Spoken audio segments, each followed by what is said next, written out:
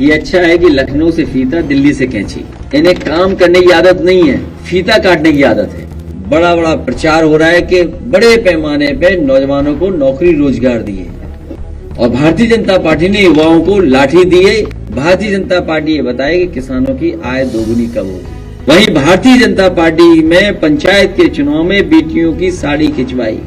ये तैयारी में है कि दुनिया के दूसरे देशों से चीजों को इंपोर्ट करेंगे। आप देख लेना अगले वर्ष इंपोर्ट बढ़ जाएगा।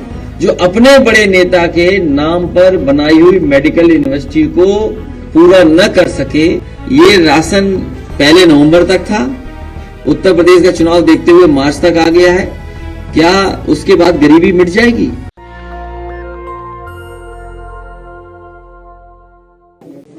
अभी तक भारतीय जनता पार्टी ने अपना संकल्प पत्र उठाकर के नहीं देखा है।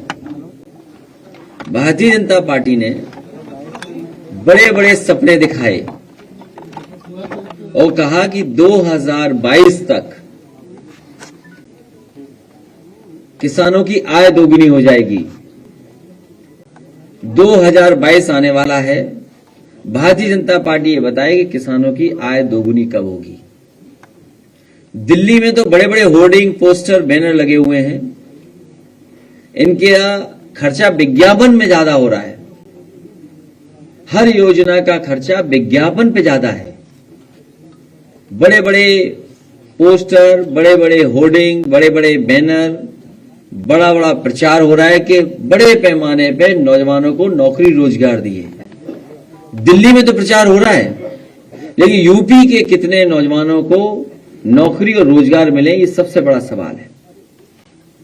जहां उनको बड़े बड़े सपने दिखाए गए थे इन्वेस्टमेंट मीट के बहाने, कम से कम सरकार अब चुनाव में जा रही है, भारतीय जनता पार्टी चुनाव में जा रही है, तो बताए कि जो शिलान्यास किए गए थे या जो एमओयू साइन हुए थे वो 4.5 साल में कितने पूरे हो गए। इसी लखनऊ में इन्वेस्टमेंट मीट हुई थी, अगर आपको याद हो, और इन्वेस्टमेंट मीट में यह कहा गया था कि इतने लाख करोड़ रुपए का एमओयू हुआ है। आज बताए सरकार कि कितना जमीन पर एमओयू उतरे हैं। मुझे याद है इसी लखनऊ शहर में लोक भवन के सामने पूर्व प्रधानमंत्री अटल बिहारी वाजपेयी जी के नाम पर मेडिकल यूनिवर्सिटी का शिलान्यास हुआ था। इतने वर्षों में क्या वो यूनिवर्सिटी बन गई है? समाजवादी सरकार में डॉक्टर राम मनोहर लोहिया कॉलेज बना था मेडिकल, उसी के 9th फ्लोर पर पूर्व प्रधानमंत्री अटल बिहारी वाजपेयी जी के नाम पर मेडिकल यूनिवर्सिटी चल रही है।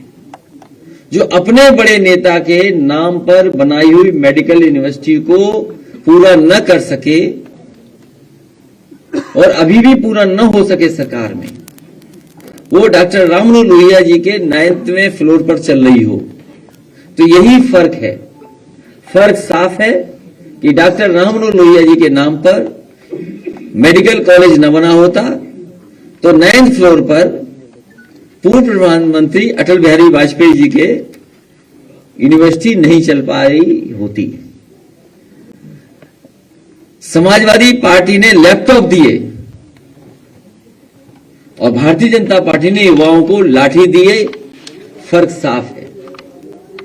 समाजवादी पार्टी ने बेहतरीन टेक्नोलॉजी के साथ आज के समय की जरूरत की 1090 दी, और वहीं भारतीय जनता पार्टी में जिस तरीके से हाथरस में अत्याचार हुआ, एक बेटी के साथ अत्याचार हुआ, यह फर्क साफ है।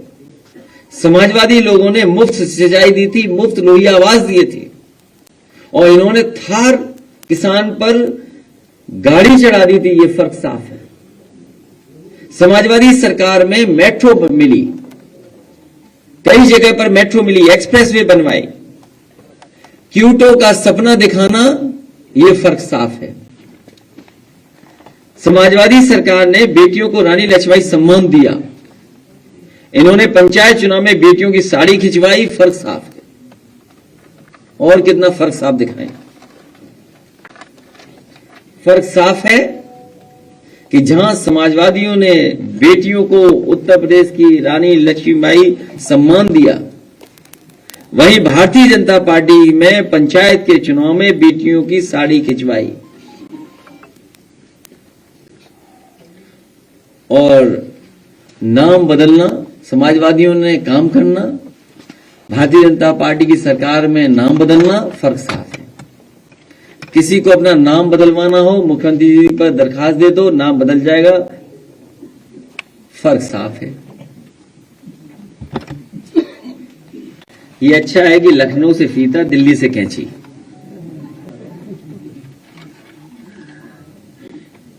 सरयू परियोजना, मुझे खुशी है इस बात की कि जो अभी तक विकास के कार्यों का उद्घाटन हुआ है, उसमें बड़े पैमाने पर समाजवादी सरकार का योगदान है। समाजवादी सरकार में वो कार्य आगे बढ़ाए गए। कम से कम सरकार ये डिनाई नहीं कर पाई कि हां 2012 से लेकर के 2017 तक सरयू परियोजना पे काम नहीं हुआ। जो वर्षों से सरयू परियोजना रुकी हुई थी, अगर उस परियोजना को आगे बढ़ाने का काम अगर किसी सरकार में हुआ है तो समाजवादी सरकार में 12 से 17, और इसके साथ साथ राप्ती परियोजना को भी आगे बढ़ाने का काम समाजवादी सरकार में हुआ। अब योजना की लागत बढ़ा दो। जब लागत बढ़ जाएगी तो वही कार्य दिखेगा परसेंटेज में कि इतना कम हुआ है। तो कम से कम अगर ये बताया है भारतीय जनता पार्टी की सरकार में कि उन्होंने काम पूरा किया है, तो ये भी बताते जाते कि 12 से 17 में समाजी सरकार में कितना काम हुआ। और केवल ये योजना नहीं, गोरखपुर का एम्स बन नहीं सकता था अगर समाजवादी सरकार में जमीन न दी होती तो। मुझे याद है जो सबसे पहले जमीन चिन्हित की गई थी, वो जमीन पर भारतीय जनता पार्टी ने खुद अपने कार्यकर्ता से पीआईएल करवाई थी हाई कोर्ट में। इस बात की जानकारी पत्रकार साथी जरूर दीजिए, उत्तर प्रदेश की जनता जाने कि गोरखपुर में जहां सबसे पहले जमीन चिन्हित हुई थी एम्स की, वहां पर भारतीय जनता पार्टी के नेताओं ने मिलकर के भारतीय जनता पार्टी के कार्यकर्ता से पीआईएल हाई कोर्ट में कराई, जिससे कि वो जमीन एम्स को न दी जा सके। और आरोप समाजवादियों पे लगे कि वो एम्स नहीं बनने दे रहे हैं। उस समय सबसे महत्वपूर्ण जमीन समाजवादी सरकार में, वहां की डेवलपमेंट अथॉरिटी की जमीन देने का काम समाजवादी सरकार में हुआ। उसका परिणाम यह हुआ कि आज गोरखपुर में एम्स बनकर के तैयार हो गया। और यही नहीं, गोरखपुर मेडिकल कॉलेज में 500 बेड सुपर स्पेशलिटी और दूसरा 200 बेड बच्चों का जैपनीज इंसेफेलाइटिस के लिए आईसीयू का बनाना भी समाजवादी सरकार में काम हुआ। कोविड के समय पर जितने भी अस्पतालों में लोगों की मदद हुई वो समाजवादी सरकार में बनी थी।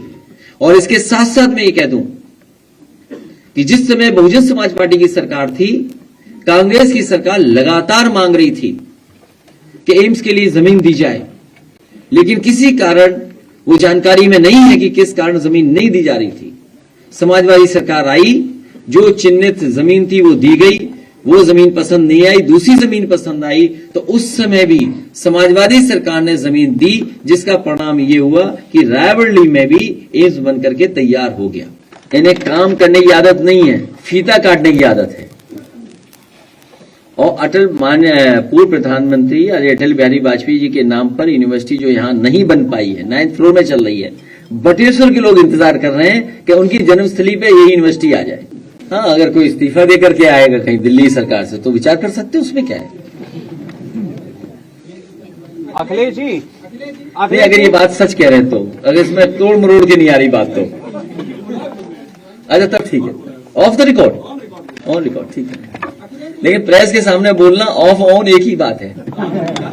आज स्टेज सुनिए, ये आप ध्यान से नहीं देखते, बहुत ध्यान से अगर देखोगे तो लाल रंग से मिलता जुलता काम होने लगा है स्टेज पर भी, और कपड़े भी लोग मिलता जुलता लाल से पहनने लगे। देखिए दोबारा आज टीवी पर, तो इसका मतलब लाल की तरफ जा रहे हैं सब, लाल रंग के समर्थन में जा रहे हैं सब। आज भी अगर आप ध्यान से देखोगे, क्या लाल रंग से मिलता जुलता कोई नहीं पहन के आ रहा है? तो ये संदेश है आपको कि लाल की तरफ जाइए सब। मैंने ये बहुत महत्वपूर्ण सवाल आपने पूछा है, इसी पे चर्चा हुई है कि हमारे जो विधानसभा के अध्यक्ष और पार्टी के जिले के अध्यक्ष यहाँ मौजूद हैं, उनसे मैंने राय ली है कि जमीनी हकीकत में कौन बेहतर प्रत्याशी है या कौन ऐसा है जिसको आप चाहते हैं, सुझाव दीजिए। तो ये सब बातें उसमें आ रही हैं। पूरा उत्तर प्रदेश पड़ा है, कहीं से चुनाव लड़ लें, वो चुनाव नहीं लड़ेंगे मुझे लगता है, अखिलेश जी, क्योंकि जहां उन्हीं के लोगों ने उन्हें पहले पैदल कर दिया हो, फिर तस्वीर आई एक, उसके होर्डिंग लग गए, फिर स्टूल वाले नाराज हो गए, उनकी फोटो खिंच गई। तो आप सोचिए क्या हो रहा है वहां। अपने ही लोग उसमें एक दूसरे में चल रहा है। वो तो आप लोग थोड़ी मेहरबानी किए हुए, सब जानते हो आप लोग। जो मंत्र दे दिया गया वो आप तक नहीं पहुंचेगा। मैंने ये बता दिया कि प्रेस का कोई पूछे तो गलत बताना। भारतीय जनता पार्टी और उनकी सरकार में बैठे लोगों ने उत्तर प्रदेश को पीछे कर दिया है और उत्तर प्रदेश की जनता ने कई मौकों पर देख लिया है।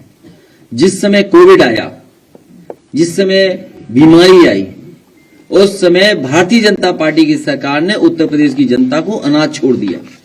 आज किसान लाइन में लगा हुआ है खाद के लिए, डीएपी के लिए। इतनी बड़ी जनसभा हुई, क्या भारतीय जनता पार्टी ने खाद की बात की? जो फर्टिलाइजर प्लांट लगा है, क्या समाजवादी सरकार में 12 से 17 में जो जगदीशपुर से हल्दिया वाली पाइपलाइन थी, गैस पाइपलाइन थी, क्या उसके लिए परमिशन दी गई कि नहीं दी गई? और खाद के लिए लाइन लगी हुई है। कोई जिला नहीं बचा जहां पर खाद की लाइन न हो। खाद ही नहीं है। जिस समय फसल को खाद चाहिए, बताओ खाद नहीं हो तो पैदावार पर असर पड़ेगा नहीं पड़ेगा?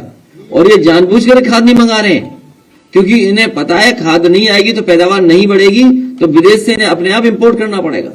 ये तैयारी में है कि दुनिया के दूसरे देशों से चीजों को इंपोर्ट करेंगे। आप देख लेना अगले वर्ष इंपोर्ट बढ़ जाएगा। जिस तरीके से पाम ऑयल बाहर से आ रहा है, कि आपके बुंदेलखंड में नहीं मस्टर्ड ऑयल हो सकता, तिल हो सकती है, सरसों का तेल, सोयाबीन, ये 3 ही तेल हैं जो सबसे ज्यादा इस्तेमाल होते हैं। क्योंकि ऑयल आपके यहाँ नहीं है वेजिटेबल ऑयल, इसलिए पाम ऑयल का इंपोर्ट कर रहे हैं आप पाम ऑयल का इंपोर्ट कर रहे हैं इसलिए कि कुछ कंपनियों को आप लाभ पहुंचाना चाहते हैं। ये राशन पहले नवंबर तक था, उत्तर प्रदेश का चुनाव देखते हुए मार्च तक आ गया है। क्या उसके बाद गरीबी मिट जाएगी? इसीलिए मैंने पिछली बार कहा कि ये मार्च तक चुनाव को देख करके दे रहे हैं गरीबों को खाना। समाजवादी सरकार आएगी तो मार्च से आगे तक लगातार गरीबों को कैसे खाना मिले, अच्छा भोजन मिले, चाहे समाजवादी पैकेट जैसा खाना देना पड़े, देंगे। नेशनल दस्तक की आपसे गुजारिश है कि अगर इसको बचाना चाहते हैं तो नेशनल दस्तक को सब्सक्राइब करने के लिए रेड कलर के सब्सक्राइब बटन को दबाएं, फिर बेल आइकन की घंटी दबाएं। नेशनल दस्तक को बचाने के लिए बहुत जरूरी है कि हर खबर को शेयर करें, लाइक करें, कमेंट जरूर करें।